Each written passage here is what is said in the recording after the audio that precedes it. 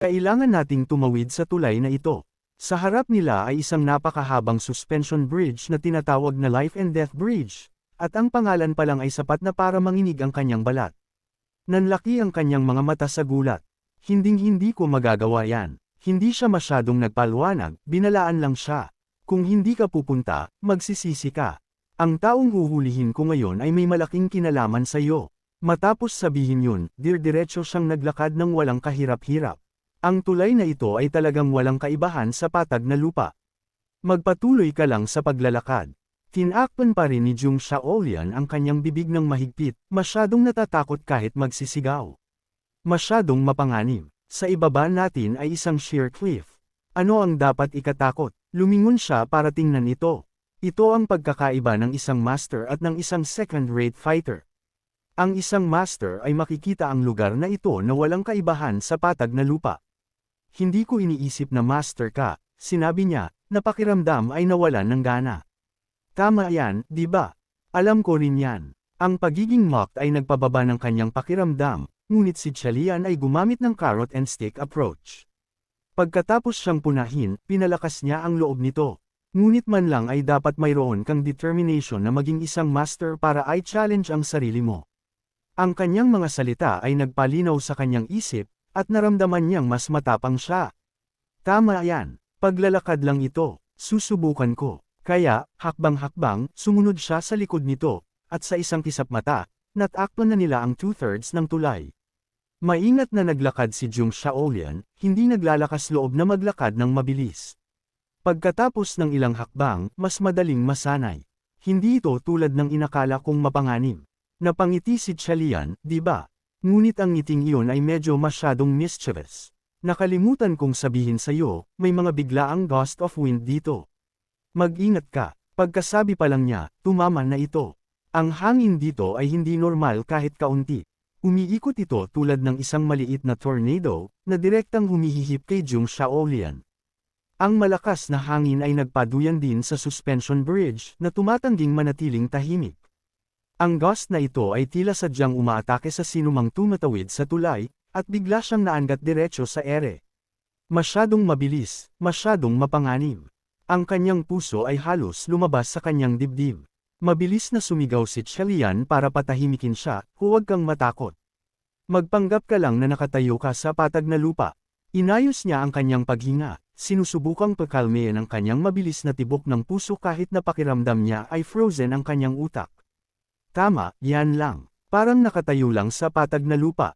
Pero paano ko gagawin yun? Mag-i-imagine lang ba ako na nasa solid earth ako habang nagfo-float sa mid-air? Biglang hamina ang hangin na walang naiwan para suportahan siya. Pikit mata niyang ipinikit ang kanyang mga mata, natatakot na baka tuluyan na niyang mawalan ng kontrol sa sarili. Nagsimula siyang mahulog, ngunit nakatayo. Siya roon. Hindi niya pwedeng hayaang mamatay ito ng ganoon lang, di ba? Ang kanyang mga mata ay instantly nag-flare ng crimson glow.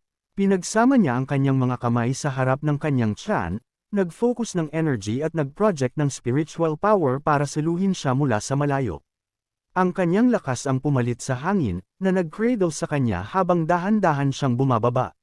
Masyado siyang bewildered, ngunit nagdesisyon siyang hayaan na lang ito. Kumalma siya at simpleng sumabay sa flow, na ligtas na nakalanding sa tulay. Tumingin siya sa ibaba, ang buong katawan niya ay nanginginig ng hindi makontrol. Nakatakas siya sa pagkakataong ito, ngunit sino ang nakakaalam kung kailan ito mangyayari ulit. Maging ganito kaya ako kaswerte sa susunod. 40 tanong ang naglaro sa kanyang isip, lalo na nang sumulyap siya sa yoneng abyss na naghihintay sa ilalim ng kanyang mga paa. Talagang halos mamatay na siya. Sa unang pagkakataon sa kanyang buhay, naramdaman niyang ang impyerno ay ganoon kalapit. Ang tulay ay umuungol at gumagapang, nanginginig ng bahagya, na nagpapanik lang sa kanya habang sinusubukang kalmiyan ang sarili. Kailangan kong magpatuloy sa paggalaw. Naghintay ng may pasensya si Chalian. Ngunit si Jung Shaolyan ay sobrang natatakot na naging isang estatwa. Malinaw ang kanyang isip, ngunit hindi niya maigalaw ang kanyang mga paa. Biglang nagsalita si Chalian, nung unang beses kitang nakita, pakiramdam ko ay nag-skip ng beat ang puso ko sa gitna ng picture's scenery. Ang linya ay tunog confession, na tuluyang nag-sweep away sa lahat ng takot sa kanyang isip. Matalim na napangiti si Chalian, na nang-aakit sa kanya. Halika dito, gusto kita. Ang taktik na ito ay gumana ng perpekto sa kanya. Tuluyang nakalimutan ni Jung Shaolian ang tungkol sa pagkatakot. Ang flood ng mga moments na pinagsamahan nila ay dumaan sa kanyang ulo. Inisip niya ito ng paulit-ulit, hindi pa rin makapaniwala. Paano mangyayari yun? Hindi niya alam kung paano, ngunit ang kanyang takot ay tuluyang nawala. Naglakad siya habang malalim ang iniisip. Gusto niya ako. Nagbibiro ba siya? Nanatili siyang dazed at distracted kahit pagkatapos tumawid sa tulay. Si Chalian ay basically gumamit ng isang form ng hypnosis sa kanya. Nagtataka pa rin siya, mali ba ang narinig ko? Tuluyan niyang binaliwala ang napakalaking bahay sa harap nila hanggang sa lumingon siya at nagsabing, "Di ba nakatawid ka na sa tulay?" Nagising siya sa kanyang trance, ang kanyang ulo ay puno pa rin ng kanyang mga salita kanina. Gusto kita. Bigla siyang nagsalita. Ang sinabi mo lang ba? Natawa si Chalian. Ang linyang yun. Namula siya ng husto, na pakiramdam ay sobrang shy. Sinabi mo lang ba yun ng casually? Para lang ba ma-distract ako dahil takot ako? Nahulaan mo ang isang bahagi nito, pero totoo ring gusto kita. Pareho silang nakatayo ng awkward na nakatitig sa isa't isa. Sa wakas, nagbigay siya ng isang firm na sagot. Matalino ka rin pala, no? Lumingon siya at mabilis na naglakad palayo, na iniiwan si Jung Shaolian na galit na galit. Gusto niyang suntukin ang tulay pillar para mabasag at isinumpa siya ng libu-libong beses sa kanyang paghinga. Ang jerk na yon. Paano niya ako naisip ang ITs? Hindi pa man siya nakakapagbitaw ng punch nang may isang boses na sumigaw sa kanya. Sino ang naglalakas loob na gumawa ng gulo sa sacred place na ito? Napatalon siya, nagulat at nakakaramdam ng guilt. Ang kanyang kamay ay nasa mid-air pa rin. Ang intruder ay isang matandang lalaki, na malinaw na pinagalitan silang dalawa. Kayo, itigil niyo ang ginagawa niyo. Mabilis na yumuko si Jung Shaolian sa panik. Pasensya na po, si Chalian naman ay kalmadong lumingon para tingnan ang lalaki. Pagkakita sa kanya ng matandang lalaki, ang kanyang mukha ay nagbago agad. Naestatwa siya, mabilis na ikinaway ng matandang lalaki ang kanyang mga kamay, sinusubukang tumakas. Ang mga kabataan na gumagawa ng ganitong bagay ay normal lang. Haha, magpatuloy lang kayo sa paglalaro. Ngunit pagkabitaw ng matandang lalaki ng 3 hakbang palayo, ang ice-cold na boses ni Chalian ay nagpatigil sa kanya. Ang disguise technique mo ay medyo impressive, di ba? Ikaw na ugly old man. Hindi ka makakapagtago sa akin. Para sa matandang lalaki, si Chalian ay mukhang isang demon na dumating para husgahan siya. Ang pawis ay yamakap sa mukha ng matandang lalaki, na nagpabasag sa kanyang mga damit. Inimbitahan sila sa loob ng bahay para umupo. Ang matandang lalaki ay nagreklamo ng malungkot na may headache. Kahit ang bodhisattva ay masyadong heartless. Paano nalaman ng isang devil na tulad niya na nandito ako? Nagmuni-muni siya, na walang choice kundi tanggalin ang mask sa kanyang mukha. Nude si Jung Shaolian, na horrified, at lumingon para magtanong kay Chalian, sino siya? Hindi nag-hesitate si Chalian na maglista ng isang serye ng mga scam, quackery, at thievery. May 8 siyang uri ng talents na tuluyang useless, di ba? Ang pagsasabi lang yun ay sapat na hint para ma-realize niya kung sino ito. Special talent sa 8 fields, na ibulalas niya sa gulat. Maaari kayang ito ang 8 directions. Nanlaki ang kanyang mga mata, nakatutok sa kanya habang nagtatanong, medyo intimidated. Senior Beauty, tinanggal niya ang natitirang bahagi ng kanyang mask, na nagpapakita ng isang mukha na mukhang napaka-grumpy. Ang mga kabataan ngayon ay walang respeto sa mga tradisyon ng martial arts world. Ang pangalan niya ay ang 8 Directions Ugly Freak. Biglang may isang kamay na sumampal sa tuktok ng kanyang ulo. Si Chalian iyon na humakbang at ginulo ang kanyang buhok, nakangiti ng may pagmamalaki. Bukod doon, apprentice ko siya. Mas nagulat pa si Jung Shaolian. Apprentice mo. Paano nangyari yun? Doon lang nagpaliwanag si Chalian. Sa simpleng pananalita, ang taong ito ay nakipagbet sa akin. Ang talo ay kailangang maging apprentice. Inusisa ni Jung Shaolian kung ano ang pinagpustahan nila. Pag-isip sa araw na iyon, hindi mapigilan ni Chalian ang mag-smirk, go. Ang matandang lalaki ay nagalit ng husto at sumigaw, may gumamit talaga ng secret voice transmission para turuan kang maglaro. Ang dalawa sa kanila ay nagpalitan ng argumento ng walang katapusan habang inaalala ang nakaraan. Fraud ka. Gumamit ka ng mga despicable methods para dayain ako. Sa panahon ng duel, tiyak na nilason mo ako. Nang marinig ito, nagsimulang maunawaan ni Jung Shaolian. Sandali, hindi ba ang mga ganitong uri ng tricks ang specialty ni Senior 8 Directions Ugly Freak? Tinalo talaga siya ni Chelian. Biglang binago ni Chelian ang kanyang tone, na isinandal ang kanyang baba sa kanyang kamay. Seryoso, may favor ako ngayon. Maaaring kuwak ka, pero kuwak ka na may actual skill. Hindi na niya kailangang magtanong ng marami. Inayos niya ang deal. Kailangan mo akong tulungang gamutin ang isang pasyente. Ang matandang lalaki ay nagagalit pa rin, sumisigaw, iniisip mo bang gagamutin ko na lang ang kahit sinong pasyente? Napakaraming mayayamang tycoons dyan ang namatay dahil tumanggi akong gamutin sila. Ngunit ang presyong inalok ni Chelian ay masyadong tempting. Kung mapagagaling mo siya, ika-cancel ko ang bet natin. Ang mga mata ng 8 Directions Ugly Freak ay kumislap. Napatalon siya sa kanyang mga paa at pumayag agad. Sige, tapusin natin ang nausitang karmic debt na ito. Kaya na, nakaupo roon si Jung Shaolian na nakikinig sa kanila, hindi talaga nakakaintindi. Sino ang may sakit?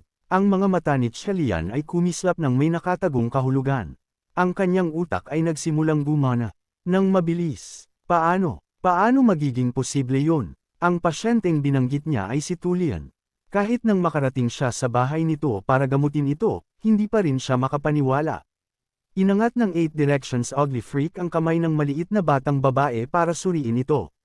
Nakahiga roon si Tulian, nanlalaki ang mga mata, naghihintay ng isang himala. Hindi naglakas loob si Jung Shaolian na humawak sa pag-asa. Walang sino man ang nakapag-diagnose sa sanhi ng kanyang sakit. Sa pagkakataong ito, kailangang gumana nito. Pagkaraan ng mahabang panahon, nagtanong si Chelian, so, ano ang verdict? Ang 8 Directions Ugly Freak ay napakasaya sa tone ni Chelian. Sa wakas, binibigyan siya ni Chelian ng face sa harap ng iba. Seryoso niyang ididiagnose ito. Ang batang ito ay natuka ng isang poisonous bee. Ito ay isang blood bee, isang napaka-rare na species. Ang kanyang mga magulang ay napasinghap sa takot. Venom ng isang blood bee. Nagpatuloy siya, seryoso, magre-reseta ako ng gamot para inumin niya sa loob ng kalahating buwan, pagkatapos ay susundan ng proper nourishment at exercise para palakasin ang kanyang stamina. Tuluyan siyang gagaling sa loob ng 1 taon. Ang mga mata ni Tulian ay nanlalaki. Ilang beses na siyang nawalan ng pag-asa. Maging ganoon lang baka desisyon ang cure. Lahat ng tao sa silid ay tinakpan ang kanilang mga bibig sa gulat. Si Jung Shaolian, na nasa daze pa rin, ay patuloy na nagmumuni-muni, tuluyang gagaling, tuluyang gagaling. Ang matandang lalaki na si Jung Yisha ay mabilis na lumuhad at nagkawtaw. Salamat po, talagang nabubuhay kayo sa pangalang Master 8 Directions. Oh my, tumayo ka na po. Nakatayo roon si Jung Shaolian na natulala sa mahabang panahon, pinoprocess pa rin ang lahat. Ang kanyang ina ay lumapit kay Chelian. Young Master Chelian, salamat po.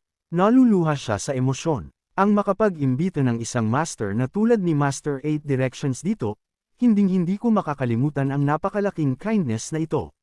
Si Chelian ay bihirang maging ganito ka-humble. Tumawa siya at sumagot, hindi naman. Lahat ng ito ay utang kay Jung Shaolian. Isinugal pa niya ang kanyang buhay. Pagkasabi niyon, lumingon siya para tingnan ito. Ang buong bagay na ito ay dahil sa iyo. Salamat sa hard work mo. Nang marinig siya, tuluyan siyang naluha sa emosyon, hindi makapagsalita ng kahit isang salita. Ang eksena sa silid ay talagang heartwarming. Tinupad ni Chelian ang kanyang pangako, itinaas ang kanyang mga kamay sa kabilang lalaki. Senior 8 Directions, naging offensive ako nung mga nakaraang araw. Pwede ka nang umalis ngayon. Ang lalaki ay tumawa ng teasingly. Kid, talagang decisive ka. Ang pakikasama sa iyo ay masaya, ngunit ang kanyang ekspresyon ay biglang tumigas at naging seryoso. Hindi ka naparito para lang dito, di ba? Hindi na nagpaligoy-ligoy pa si Chelian. Tumango siya ng decisive. Tama yan. Para i-dominate ang mundo, kailangan ko ang tulong ng senior. Ngunit ang buhay ng batang iyon ay napakahalaga rin. Malinaw na naunawaan ng matandang lalaki ang isang bagay. Ang buhay ng isang bata ay ganoon kahalaga. 3 taon na ang nakararaan nung isa ka lang na reckless brat. Ano ang sinabi mo? Ang dream mo ay magtayo ng isang extraordinary martial arts world. Noong araw na iyon, inakala ko lang na ito ay childish dream ng isang kid. Tila lumaki ka na. Nagbago ba ang dream mo? Tumango si Chelian. Tama yan. Naniwala talaga sa kanya ang matandang lalaki ng 100%. Ipakita mo sa akin ang extraordinary martial arts world na sinasabi mo. Handa akong tulungan ka. Siyempre, bago magsimula, kailangang balaan siya ni Chelian. Maaaring ikamiti mo ito, hindi mo pinagsisisihan ang sinabi mo lang, di ba? Ang lalaki ay hindi man lang nag-isip bago nagkumpirma. Walang pagsisisi, naghintay ng eksakto si Chelian para doon at napangiti agad. Kung ganun, tatawagan mo ba akong young master? Kung makatatawag ako sa iyo na master, bakit hindi kita matatawag na ganoon? Mas maganda ito kaysa tawagin kang master kahit paano. Gusto ko ring makita kung anong uri ng gulo ang plano mong likhain. So, ano ang gagawin mo kasunod nito? Naturally, naplan na ni Chelian ang lahat bago lumapit sa kanya.